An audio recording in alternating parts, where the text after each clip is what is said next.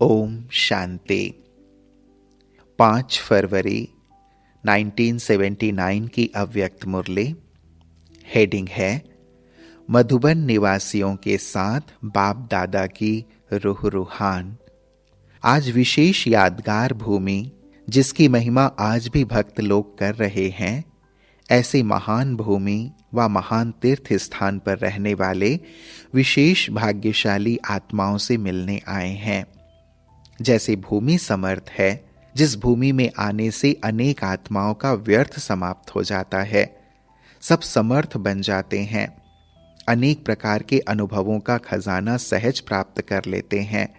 ऐसी भूमि जिस द्वारा जो वरदान चाहे वह वरदान याद और भूमि के आधार से सहज ही पा सकते हैं।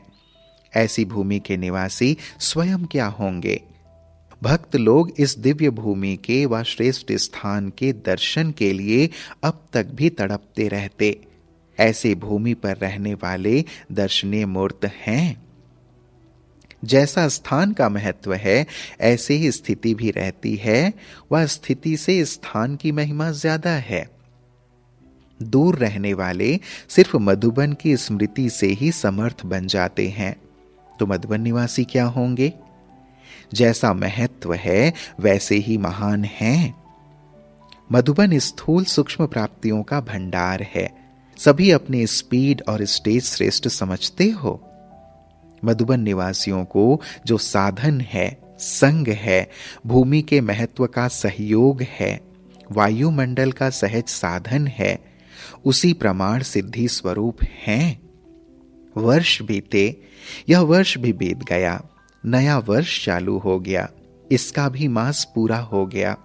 एक मास की रिजल्ट में भी अनुभव क्या रहा। चढ़ती कला का अनुभव रहा। हर कदम जमा करने वाला अर्थात समर्थ रहा। स्वयं के प्रति और सर्व के प्रति विघ्न विनाशक रहे। जबकि समय समीप आ रहा है तो चारों ही सब्जेक्ट में मार्क्स चाहिए। जैसे सेवा के लिए सभी के मुख से एक आवाज निकलता है कि सेवाधारी बहुत अच्छे हैं, वैसे ही ज्ञान योग और धारणा युक्त भी हों। जैसे टोटल वायुमंडल में स्वर्ग का अनुभव करते हैं, वैसे व्यक्तिगत भी स्वर्ग वाले अर्थात सर्व प्राप्ति स्वरूप अनुभव करें। चलते फिरते एक दो को फरिश्ता नजर आए। अच्छा, इस वर्ष सभी वर्ग वालों को संपर्क में लाओ। ऐसे संपर्क में हों जो अपनी अथॉरिटी से इशारा मिलते ही सब कार्य संपन्न कर दें। समय पर संपर्क करते हो, बाद में संपर्क हल्का हो जाता है। अभी संपर्क बढ़ाओ। जैसे शुरू में लक्ष्य रहता था कि हर एक का भाग्य जरूर बनाना है, वैसे अब लक्ष्य हो कि हर वर्ग की आत्माओं को संपर्क में लाकर विशेष सेवा के अर्थ निमित्त बनाकर सहयोग लें। अभी सभी स्थानों पर मध्यम क्वालिटी है, लेकिन आखिरीन तो सब तक पहुंचना है। ऐसी विशेष आत्मा निकले जो एक द्वारा अनेकों को संदेश प्राप्त हो जाए, उमंग उत्साह पैदा हो जाए। तब तो क्यों लगेगी। इस वर्ष यह क्वालिटी की सर्विस होनी चाहिए। विश्व पिता का टाइटल है तो विश्व में तो वैरायटी चाहिए ना। नास्तिक भी हों तो भी संपर्क में जरूर आए। ज्ञान को भी ना सुने, लेकिन परिवर्तन देखकर संपर्क में आए। नई विश्व के स्थापना के लिए सब प्रकार के बीज चाहिए, तब विश्व कल्याणकारी बन सकेंगे। धर्म राज्य के नेताएं भी इतना जरूर माने कि इन्हों का परिवर्तन और जो विधि है वह बहुत अच्छी है। धर्म नेताएं भी ऐसे अनुभव कर सहयोग में आएंगे। अच्छा, टीचर्स के साथ बाबा की मुलाकात। सभी टीचर्स विशेष सेवाधारी अर्थात बाप को अपनी वाणी द्वारा और कर्म द्वारा प्रत्यक्ष करना ही विशेष सेवाधारी का कर्तव्य है। अब तक जो किया वह यथाशक्ति नंबरवार पुरुषार्थ अनुसार बहुत अच्छा किया, लेकिन अब तक रिजल्ट में आत्माओं को यह अनुभव कि यह महान आत्माएं हैं, महान जीवन वाली हैं, यह अनुभव कोई कोई आत्माओं ने किया और वर्णन भी करते हैं। लेकिन अब बाकी क्या रहा।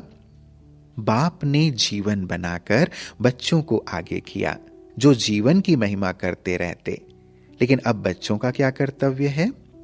जो बाप बैकबोन है, गुप्त रूप में पार्ट बजा रहे हैं, बाप को प्रत्यक्ष करना है। सुनाने वालों को पहचानते हैं, लेकिन बनाने वाला अभी भी गुप्त है। तो अब बनाने वाले को प्रत्यक्ष करना अर्थात विजय का झंडा लहराना है। विशेष जिस समय स्टेज पर आते हो, उस समय स्वयं भी बाप के स्नेह और प्राप्ति में लवलीन स्वरूप हो। जैसे लौकिक रीति से भी कोई किसके स्नेह में लवलीन होता है तो चेहरे से, नैनों से, वाणी से अनुभव होता है कि यह लवलीन है, आशिक है। ऐसे जब स्टेज पर आते हो तो जितना अपने अंदर बाप का स्नेह इमर्ज होगा, उतना स्नेह का बाण औरों को भी स्नेह में घायल कर देगा। भाषण के लिंक सोचना, पॉइंट्स दोहराना यह स्वरूप नहीं हो, लेकिन स्नेह और प्राप्ति का संपन्न स्वरूप हो, अथॉरिटी हो। जिस चीज की अथॉरिटी होते हैं उनको सोचना नहीं पड़ता है, सोचा हुआ ही होता है। स्टेज पर आने के पहले मनन करके बुद्धि में पहले से ही टॉपिक का स्पष्टीकरण कर लेना चाहिए। उस समय इस अटेंशन में नहीं रहना चाहिए। टॉपिक तैयार होगी तो टॉपिक की भी अथॉरिटी हो बोलेंगे। पॉइंट्स को ही सोचते रहेंगे तो अथॉरिटी अनुभव नहीं होगी। पहले स्नेह और प्राप्ति स्वरूप हो। दूसरा, जब बोलना शुरू करते हो तो एक अंदर की अथॉरिटी और बोल में पहले दिल की आवाज से बाप की महिमा हो। जैसे दिन है शिवरात्रि का, तो शिवरात्रि अर्थात बाप को प्रत्यक्ष करने का दिन, इसी को ही परमात्म बॉम्ब कहा जाता। जो अंदर में समाया हुआ है वह लोगों को प्रत्यक्ष दिखाई दे, यह है बॉम्ब का फटना। जैसे बॉम्ब फटता है तो क्या करता है, सबको अग्नि में जला देता है। तो यह परमात्मा बॉम्ब अर्थात स्नेह का बॉम्ब, संबंध जोड़ने का बॉम्ब, दिल के आवाज से महिमा करने का बॉम्ब, सभी को लगन में मगन की आग में सभी को हिला दे। जब बॉम्ब फटता है तो सब हिल जाते हैं ना, तो सबकी बुद्धि को हिलावे। यह किसकी महिमा है, यह किसकी अथॉरिटी से बोल रहे हैं, यह क्या और किसका संदेश दे रहे हैं। अथॉरिटी भी हो, मधुरता भी हो, शब्दों की मधुरता हो, लेकिन अंदर समाई हुई अथॉरिटी हो। शब्द भी रहम दिल की भावना के हों, स्पष्ट भी करते रहें, लेकिन स्पष्ट करते हुए बाप की महिमा करते हुए संबंध भी जोड़ते जाएं। हम योग क्यों कहते, इससे क्या प्राप्ति होगा, हम लोगों का अनुभव क्या है, एक घड़ी की भी प्राप्ति क्या है। ऐसे बीच बीच में निजी अनुभव का आवाज लगे, सिर्फ भाषण नहीं लगे, लगन में मगन मूर्त अनुभव हो। यह नवीनता है। लोग कहते हैं लेकिन स्वरूप नहीं बनते। आपका बोल और स्वरूप दोनों साथ साथ हों, स्पष्ट भी हों, स्नेह भी हो, नम्रता भी, मधुरता भी और महानता भी हो, सत्यता भी हो, लेकिन स्वरूप की नम्रता भी हो। इसी रूप से बाप को प्रत्यक्ष करना है। निर्भय हो, लेकिन बोल मर्यादा के अंदर हो, दोनों बातों का बैलेंस हो। जहां बैलेंस होता है वहां कमाल दिखाई देती है, और वह शब्द कड़े नहीं मीठे लगते हैं। तो अथॉरिटी और नम्रता दोनों के बैलेंस की कमाल दिखाओ। इसको कहा जाता है बाप की प्रत्यक्षता का साधन। जैसे झूठे शास्त्रों की अथॉरिटी वाले भी कितनी अथॉरिटी से बोलते हैं, जो बिल्कुल असत्य बात उसको कैसे सिद्ध कर बताते हैं। न सिर्फ सिद्ध करते हैं लेकिन मनवाते भी हैं, सतवचन महाराज कहलवाते भी हैं। जब वह झूठ की अथॉरिटी वाले भी इतना प्रभाव डाल सकते, यह तो अनुभव के बोल हैं, प्राप्ति स्वरूप के बोल हैं, बाप से संबंध है उसकी बातें हैं, तो क्यों नहीं कहलवाएंगे व मनवाएंगे। तो अब समझा क्या करना है, परिचय को पूरा स्पष्ट करना है। एक पॉइंट सुनाकर बाप के तरफ अटेंशन खिंचवाओ, सारी पॉइंट्स बोलकर बाप की महिमा के बोल करके बाप तरफ अटेंशन खिंचवाओ। बार बार पत्थर पर स्नेह का पानी डालते जाओ, तब यह पत्थर पानी होगा। और जितना हो सके साइलेंस का प्रभाव हो, रूपरेखा ही अलौकिक हो, सिंपल स्वच्छ रूहानियत व प्यूरिटी के वाइब्रेशन हो। सुनने वाली जो सहयोगी ब्राह्मण आत्माएं होती, उन्हों में भी वायुमंडल को बनाने का संकल्प हो। जैसे अगरबत्ती वायुमंडल को परिवर्तन कर देती, वैसे सब ब्राह्मण आत्माओं की वृत्ति, रहम की वृत्ति अगरबत्ती का काम करे, जो आने से ही उनको महसूस हो यह सभा कोई अलौकिक सभा है। अच्छा, स्नेह मिलन से स्नेह की झोली भरकर जावेंगे और फिर सबको स्नेह बांट देंगे। बाप का स्नेह ऐसा स्नेह स्वरूप हो जावेंगे जो सबको आपके चित्र चलन से बाप का स्नेह नजर आए। ऐसा मिलन मना रहे हो ना? स्नेह मिलन अर्थात दृढ़ संकल्प द्वारा स्व परिवर्तन और सबके परिवर्तन सहयोगी बनना, यह है स्नेह मिलन की विशेषता। स्नेह मिलन अर्थात प्रैक्टिकल संस्कार मिलन। जैसे मिलन में हाथ मिलाते हैं ना, यह मिलन है संस्कार मिलन। अगर सबके संस्कार मिलन मिलकर बाप समान हो जाएं, एक ही सबके संस्कार हो जाएं, तो क्या होगा? एक राज्य, एक धर्म वाली दुनिया आ जावेगी। यहां एक होना ही एक धर्म, एक राज्य की दुनिया को लाने का आधार बनेगी। स्नेह मिलन अर्थात कंप्लेन खत्म और कंप्लीट होकर जाएं, उलहने खत्म, उल्लास में आ जाएं। यह है स्नेह मिलन। फिर बाबा ने विदेशी भाई बहनों से मुलाकात की। बाप दादा सभी लवलीन रहने वाले बच्चों को देख हर्षित होते हैं। जो सदा लवलीन रहते हैं उनकी निशानी क्या होती? लवलीन आत्मा को याद में रहने का पुरुषार्थ नहीं करना पड़ेगा, लेकिन स्वतः योगी होगा। सिवाय बाप और सेवा के कुछ दिखाई नहीं देगा। जब बुद्धि को एक ही ठिकाना मिल जाता तो बुद्धि का भटकना स्वतः ही बंद हो जाता। लवलीन आत्मा सर्व प्राप्तियों में रह औरों को प्राप्ति कराने में तत्पर होगी, इसलिए सदा माया जीत होगी। लवलीन रहने वाले हो या मेहनत करने वाले हो, विदेश में रहने वाली आत्माओं को विशेष विदेश की सेवा अर्थ योगी जीवन का अनुभव सेवा में सफलता मूर्त बना सकता है। जितना जितना अपनी स्टेज को पावरफुल बनावेंगे, पावरफुल अर्थात सर्व प्राप्ति के अनुभवी मूर्त, तब सफलता मूर्त होंगे। क्योंकि दिन प्रतिदिन वैरायटी प्रकार की इच्छा वाली आत्माएं आपके सामने आवेंगी, तो सर्व इच्छाओं को पूर्ण करने वाले तब बन सकेंगे जब सर्व प्राप्ति के अनुभवी स्वरूप होंगे।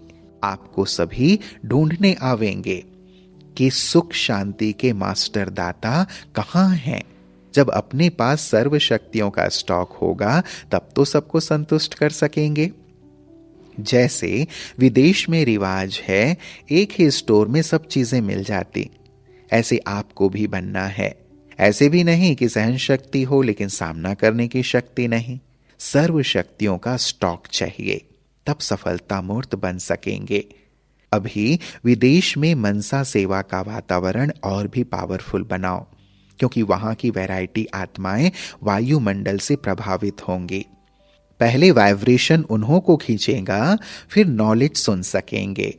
मनसा सेवा करने के लिए सदा एकाग्रता का अभ्यास चाहिए। व्यर्थ समाप्त हो तब मनसा सेवा कर सकेंगे। मधुबन से मनसा पावरफुल सर्विस का अनुभव करके और वहां के लिए अभ्यासी बनकर जाओ। जो भी देखें वह अनुभव करें कि यह शक्तियों की खान आए हुए हैं। जो शक्तियां अनुभव में आ गईं तो अनुभव सदा काल जीवन का अंग होता है। ज्यादा से ज्यादा अनुभवों की खान बनकर जा रहे हैं। जैसे बाप परफेक्ट है तो बच्चे भी बाप समान, कोई डिफेक्ट ना हो।